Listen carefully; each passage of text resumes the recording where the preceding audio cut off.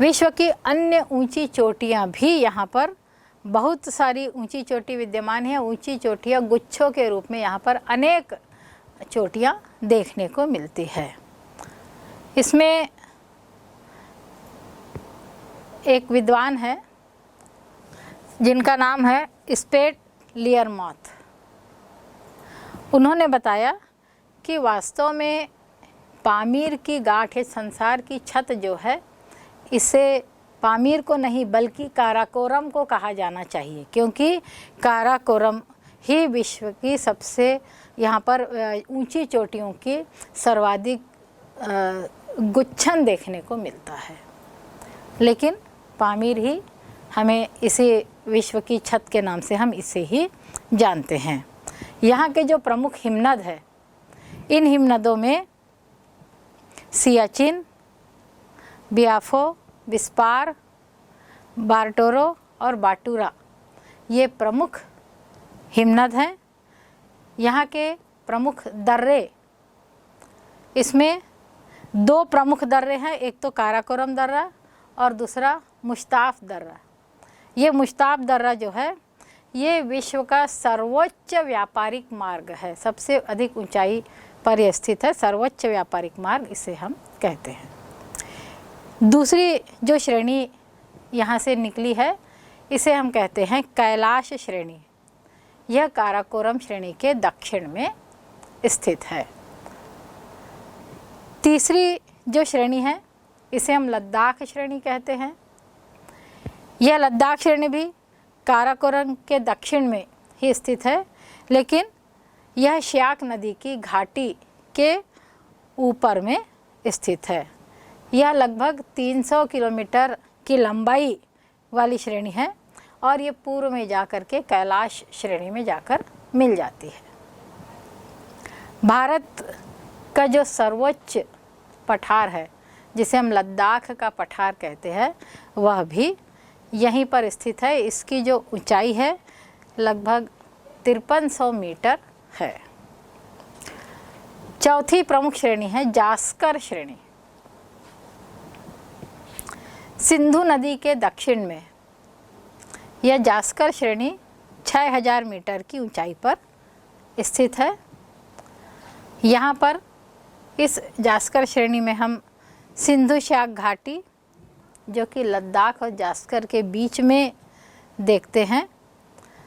इस श्रेणी के प्रमुख जो क्षेत्र है या जिसको हम पर्यटन स्थल कहते हैं, इसमें लेह, कारगिल, लद्दाख, बालिस्तान, गिलगिट और कोहिस्तान हैं।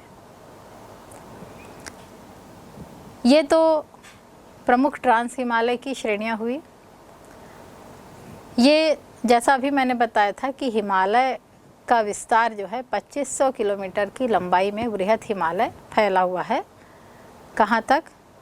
ये सिंधु नदी से ब्रह्मपुत्र नदी के मोड़ तक फैला हुआ है। उसके बाद और पूर्व में यदि हम आते हैं तो इस क्षेत्र को पूर्वांचल के नाम से जाना जाता है। पूर्व की पहाड़ियाँ यहाँ पर स्थित है और इन्हीं पूर्व की पहाड़ियों को पूर्वांचल कहते हैं, जिसमें असम और म्यांमार की पहाड़ियाँ यहाँ पर स्थित है। इन पहाड़ियों में जो प्रमुख पहाड़ी है, इसमें अरुणाचल की पहाड़ी, नागा की पहाड़ी, मणिपुर का कछार, मिज़ोरम और त्रिपुरा के यह क्षेत्र पूर्वी पहाड़ियों के अंतर्गत आते हैं। अरुणाचल की प्रमुख पहाड़ियाँ जो है, इसमें मिश्मी और पटकोई श्रेणी यहाँ पर आती है, जिसमें डाफाबम श्रेणी यहाँ की सबसे ऊंची श्रेणी है, जिसकी ऊंचाई 4578 मीटर है। यह श्रेणी बलुआ पत्थर से निर्मित है और इस श्रेणी में अभिनति भी देखने को मिलती है। पटकाई श्रेणी जो है, ये अरुणाचल को म्यांमार से अलग करती है। तो इस प्रकार से ये जो पूर्वी पहाड़ियाँ हैं, इसमें दूसरी जो पहाड़ी है इसे हम नागा पहाड़ी के नाम से जानते हैं। नागा पहाड़ी नागालैंड और म्यांमार के बीच में जल विभाजन का कार्य भी करती है। ये जल विभाजक है यहाँ की प्रमुख, और इसके अंतर्गत सारागामी शिखर यहाँ का सर्वोच्च शिखर माना गया है, जिसकी ऊंचाई लगभग 3556 मीटर के लगभग आंकी गई है। यह जो पहाड़ी है ये बलुआ पत्थर और स्लेट से बनी है। इसके दक्षिण में कोहिमा की पहाड़ी है। मणिपुर और म्यांमार की सीमा पर मणिपुर की पहाड़ी स्थित है।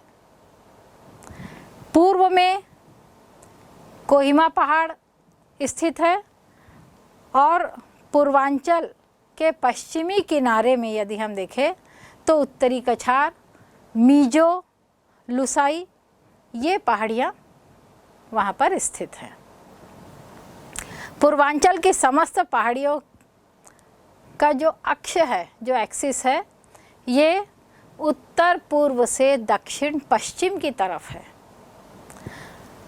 और इस प्रकार से ये जो प्रमुख पहाड़ियाँ जिसमें अरुणाचल और नागा की श्रेणियों के साथ अन्य श्रेणियाँ ये पूर्वी पहाड़ियों के अंतर्गत आती है। बच्चों, ये तो हिमालय का एक सामान्य वर्गीकरण हुआ। हिमालय का हम दूसरी तरीके से प्रादेशिक वर्गीकरण भी करते हैं। प्रादेशिक वर्गीकरण के अंतर्गत हमने हिमालय को 4 प्रमुख भागों में बांटा है। सबसे पहला है कश्मीर या उत्तरी पश्चिमी हिमालय। उत्तरी पश्चिमी हिमालय के अंतर्गत बहुत सी पर्वत श्रेणियाँ, जिसमें काराकोरम, लद्दाख, जास्कर, पीर पंजाल की श्रेणियाँ प्रमुख है। इस क्षेत्र की कश्मीर हिमालय की एक और विशेषता है कि यहाँ पर करेवा का विस्तार है और इसमें केसर जाफरान की खेती सबसे अधिक यहाँ पर होती है।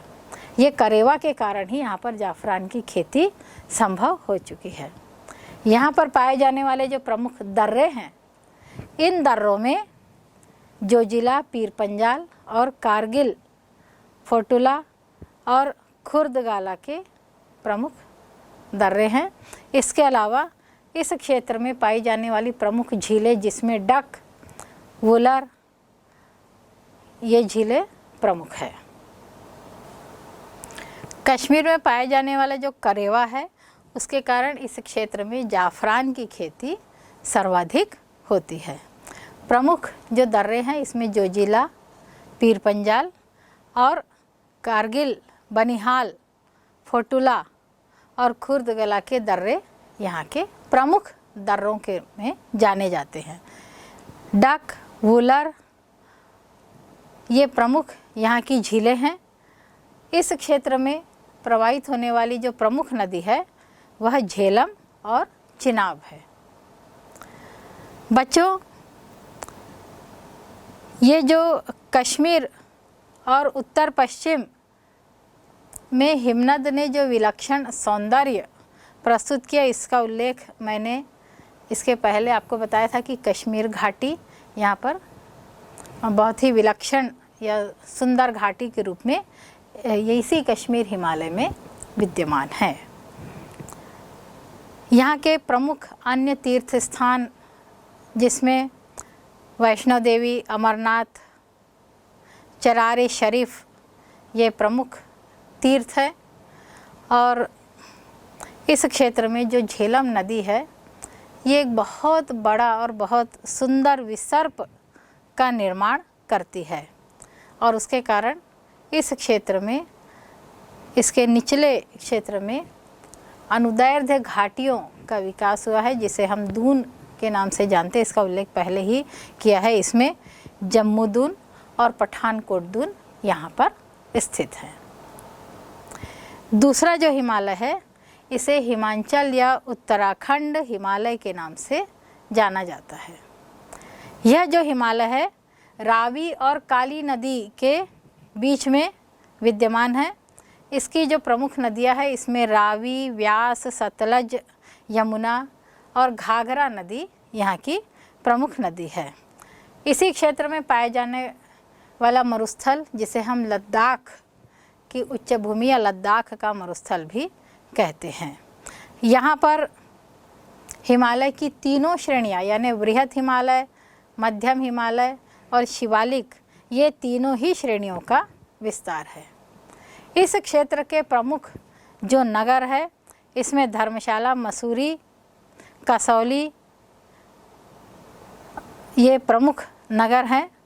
और इस क्षेत्र में भी दून घाटियाँ जिसमें देहरादून और कालका दून ये प्रमुख दून घाटियाँ हैं। इसके अलावा हरिके दून है, कोटा दून है, यह भी इसी क्षेत्र की प्रमुख घाटियाँ है। यहाँ पर भोटिया प्रजाति पाई जाती है। भोटिया जाति के लोग निवास करते हैं। इस क्षेत्र में जो प्रमुख या स्थल है जिसमें फूलों की घाटी, बद्रीनाथ, केदारनाथ, गंगोत्री, यमुनोत्री और हेमकुंड साहिब यह प्रमुख दर्शनीय और तीर्थ स्थल के रूप में जाने जाते हैं। तीसरा जो हिमालय का वर्गीकरण है इसे हम दार्जिलिंग सिक्किम हिमालय कहते हैं। ये जो दार्जिलिंग सिक्किम हिमालय है ये नेपाल और भूटान के मध्य में व्याप्त है। यहाँ पर तिस्ता नदी का प्रवाह है और इसकी प्रमुख चोटी जो है वह कंचनजंगा है। यहाँ पर जो जनजाति पाई जाती है इसमें लेप्चा जनजाति पाई जाती है। इस क्षेत्र में चाय के विस्तृत बागान देखने को मिलते हैं। यहाँ पर दुआर स्थलाकृति सर्वाधिक देखने को मिलती है। अगला है अरुणाचल हिमालय। अरुणाचल हिमालय भूटान से पूर्व में ये डिफू दर्रे तक फैला हुआ है। यहाँ पर जो पर्वत है ये दक्षिण पूर्व से उत्तर पूर्व तक है और इनके बीच में नदियों का काफ़ी तेज बहाव होता है जिसके कारण गहरे गार्ज का निर्माण इस क्षेत्र में हुआ है। यहाँ की जो प्रमुख चोटी है इसमें कांगलू और नामचा बरवा चोटी जो है यह प्रमुख चोटी है। इस क्षेत्र की जो प्रमुख नदियाँ है इसमें सुबनसिरी, दिहांग, लोहित, दिबांग और कामेंग नदी यह यहाँ की बहने वाली प्रमुख नदियाँ है। ये सभी नदियाँ 12 मासी है और यहाँ पर बड़े बड़े जलप्रपातों का निर्माण करती है और उसके कारण यहाँ पर जल विद्युत भारी मात्रा में उत्पादन किया जाता है। इस क्षेत्र में जो जनजातियाँ पाई जाती है उसमें नागा, निशी ये प्रमुख जनजातियाँ हैं और यहाँ के लोगों का मुख्य व्यवसाय कृषि, झूमिंग प्रकार की खेती करना है। बच्चों ये तो हिमालय के लाभ हुए। इसके अलावा ये जो अरुणाचल हिमालय है इसकी एक और विशेषता है, यह जैव विविधता के लिए बहुत धनी है। लेकिन इस क्षेत्र में चूँकि उबड़ खाबड़ भूमि है, पूरे हिमालय का क्षेत्र, यहाँ पर परिवहन की सुविधाओं का अभाव है।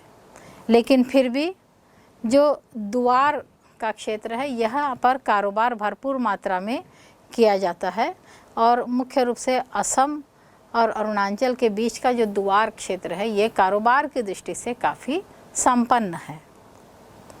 ये तो हमने हिमालय की बातें कही। बच्चों आप जानते हैं कि हिमालय हमारे देश के लिए बहुत ही फ़ायदे वाला रहा है, बहुत लाभप्रद है, इसके बहुत से लाभ हैं। यह एक अडिग पर्वत तो है लेकिन जैसा मैंने बताया था कि इसका विस्तार हमारे उत्तर में पूर्व से पश्चिम तक फैला हुआ है। उसके कारण यह एशिया के अन्य भागों से अलग हो गया है। यहाँ पर एक अलग संस्कृति, एक अलग धर्म का विकास हुआ है जो कि एशिया के अन्य क्षेत्र से भिन्न है। इसके अलावा इस क्षेत्र में जो विदेशी व्यापार होता है, अधिकांश व्यापार महासागरों के से हो रहा है। यहाँ पर उत्तर में स्थल का अभाव है, उत्तर में व्यापार नहीं के बराबर होता है। उत्तर में साइबेरिया से जो आने वाला जो ठंडी हवाएं हैं, इन हवाओं को यह हिमालय रोकता है, जबकि दक्षिण से आने वाली जो मानसूनी हवाएं हैं, ये हवाएं जो है हिमालय से टकरा कर के भारत के क्षेत्र में पर्याप्त वर्षा करती है। तो यह भी एक हिमालय के कारण है।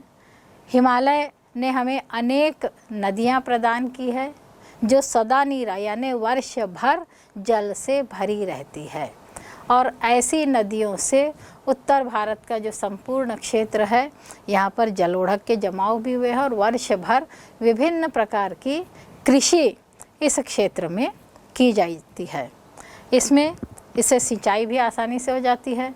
नदियों में पर्याप्त जल है, उबड़ खाबड़ भूमि है, जिससे अनेक क्षेत्र में जल विद्युत का उत्पादन भी किया जाता है, और इसी पर्वत के ढाल में वनों का विकास भी बहुत अधिक हुआ है। तो इस प्रकार से यह उत्तर का जो विशाल पर्वत है, ये हमारे लिए बहुत ही उपयोगी है। हिमालय के बाद हम अध्ययन करेंगे उत्तर के विशाल मैदान का। उत्तर का विशाल मैदान, जिसे हम सिंधु गंगा ब्रह्मपुत्र के मैदान के नाम से भी जानते हैं।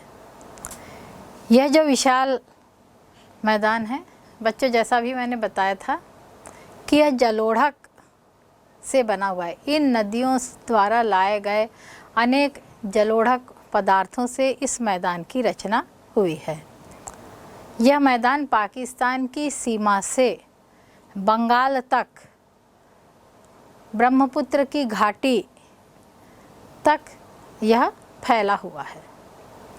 यह जो मैदान है लगभग 3200 किलोमीटर इसकी लंबाई है, जबकि 150 से 300 किलोमीटर चौड़ाई वाले यह क्षेत्र में यह व्याप्त है। इसका निक्षेप काफ़ी गहराई तक हुआ है। लगभग 1000 से 2000 मीटर गहरे जलोढ़क से यह मैदान बना हुआ है, लेकिन सामान्य रूप से इसकी जो औसत ऊंचाई है धरातल से, यह कहीं कहीं पर 100 से 300 मीटर तक ऊंचाई यहाँ देखने को मिलती है। इस समतल धरातल की अपनी कुछ विशेषताएं हैं। नदियों के ऊंचे ऊंचे कगार, उसमें निर्मित खड्ड या जिसे हम बीहड़ कहते हैं, कुछ चापाकार झीलें, ये इस क्षेत्र की विशेषता है, या हम कह सकते हैं इस धरातली मैदान की ये प्रमुख भू आकृति है। और इसी आधार पर इस धरातली मैदान को 4 भागों में हम बांटते हैं। इस मैदान को 4 भागों में बांटा गया है: भाबर प्रदेश, तराई का प्रदेश, बांगर प्रदेश और खादर प्रदेश। इसे कछारी क्षेत्र भी कहते हैं। सबसे पहले हम देखेंगे भाबर प्रदेश क्या है। शिवालिक रेंज के से संलग्न जो क्षेत्र है, इसे हम पर्वतपदीय क्षेत्र भी कह सकते हैं। तो इस क्षेत्र में जलोढ़ पंखों की जो पट्टियां हैं, ये पट्टी लगभग 10 से 15 किलोमीटर चौड़ाई में फैली हुई है, और इस क्षेत्र में बालू और बजरी का जमाव हो जाता है, और उसके फलस्वरूप क्या होता है कि जो नदियाँ पर्वत से बहकर आती है, ये नदियों का जल बालू और बजरी के अंदर ही अंदर पानी बहने लगता है, जबकि ऊपर से जल दिखाई नहीं देता। यहाँ पर नदियाँ क्या होती, लुप्त हो जाती है, धरातल के नीचे से बहने लगती है। इस क्षेत्र में काफ़ी गहरी घाटियों का निर्माण भी हुआ है। इस क्षेत्र को पंजाब और हरियाणा में चो के नाम से जानते हैं। दूसरा जो क्षेत्र है यह है तराई का क्षेत्र। भाबर के दक्षिण में तराई का क्षेत्र व्याप्त है। लगभग यह क्षेत्र 15 से 20 किलोमीटर की चौड़ाई में फैला हुआ है। इस क्षेत्र में क्या है, भाबर प्रदेश में जो नदियां लुप्त हो गई थी वह नदियां यहाँ पर पुनः धरातल पर प्रकट हो जाती है और पूरी तरीके से इसका जल काफ़ी दूर तक फैल जाता है। यहाँ पर शुष्क भागों में भी जो भौम जल स्तर है वो 5 मीटर से अधिक नहीं है। तीसरा जो क्षेत्र है इसे हम बांगर प्रदेश कहते हैं। ये बांगर प्रदेश नदियों के दोआब के मध्य में स्थित है। यहाँ ये प्रदेश बाढ़ के तल से कुछ ऊंचे नदियों के कगार बनाते हैं। यहाँ पर पुराने जो जलोढ़क पदार्थ है उससे बने हुए मैदानों का विकास हुआ है और मानव ने इस क्षेत्र में बहुत अधिक कटाव किया है और उस कटाव के कारण इस क्षेत्र में जो मुलायम जलोढ़क मिट्टियाँ थी ये मिट्टियाँ तीव्र ढाल के रूप में परिणित हो गई है, जिससे यहाँ पर बाढ़ अक्सर आती रहती। यद्यपि इसका निर्माण बाढ़ के मैदान से ऊंचा हुआ था, लेकिन यहाँ पर निरंतर बाढ़ आती रहती है। इसी क्षेत्र में यमुना और चंबल के तट में विशाल कटाव के कारण बीहड़ों का निर्माण भी यहाँ पर हो गया है। इस क्षेत्र की जो जलवायु है वह अर्धशुष्क प्रकार की है और बहुत अधिक भूमि उपयोग यहाँ पर होने लगा है, क्योंकि ये पूरा भाग जो है ये उपजाऊ मिट्टी से युक्त है। बहुत अधिक आवास हो रहा है, कृषि का कार्य अधिक हो रहा है और उसके कारण भारी भूमि उपयोग होने के कारण इस क्षेत्र की वनस्पति को काट काट कर कृषि किया जाता है। तो वनस्पति का यहाँ पर नितांत अभाव देखने को मिलता है। चौथा जो क्षेत्र है इसे हम खादर या कछार भूमि कहते हैं। ये नदी के कगार के नीचे के भाग है जहाँ पर नदियों के जलोढ़क का जमाव इस क्षेत्र में होता है। ये बाढ़कृत मैदान भी यहाँ पर है। इनका ढाल बहुत ही मंद होता है। इस क्षेत्र में नदियों ने काफ़ी अधिक विसर्प बनाए हैं। कहीं कहीं पर चापाकर झीलें भी देखने को मिलती हैं। कई जगह ऐसे जहाँ पर नदियों की परित्यक्त घाटियाँ, ये सभी इस क्षेत्र की प्रमुख स्थलाकृतियाँ हैं। यहाँ पर गुम्फित नदियों की वाहिकाएं और कहीं कहीं पर डेल्टा ये प्रमुख आकृति के रूप में देखा गया है। तो बच्चों ये तो एक सामान्य सा भाबर, बांगर और खादर प्रदेश का हमने वर्गीकरण किया है। लेकिन इस मैदान का यदि हम भौतिक विभाजन करना चाहते हैं तो भौतिक दृष्टि से इस मैदान को 6 भागों में बांटा गया है। सबसे पहला है सतलज का मैदान। बच्चों यहाँ पर आप देख सकते हैं कि पंजाब और हरियाणा के क्षेत्र में सतलज का मैदान फैला हुआ है और यह लगभग 640 किलोमीटर लंबा और 300 किलोमीटर की चौड़ाई में फैला हुआ है। यहाँ की जो प्रमुख नदियाँ हैं आप देख सकते हैं, यहाँ पर रावी, व्यास, सतलज और पश्चिम में सिंधु नदी और पूर्व में जो है यमुना नदी का प्रवाह है। यमुना और सतलज के बीच में घग्गर नदी भी इस क्षेत्र में देखने को मिल रही है। रावी और व्यास के बीच में जो ऊपरी बारी का दोआब है, जबकि व्यास और सतलज के बीच में बिस्ट दोआब देखने को मिलता है। दक्षिण पूर्व में यहाँ पर मालवा का पठार है। यहाँ यमुना का जो प्रवाह है वो राजस्थान की ओर चला गया है।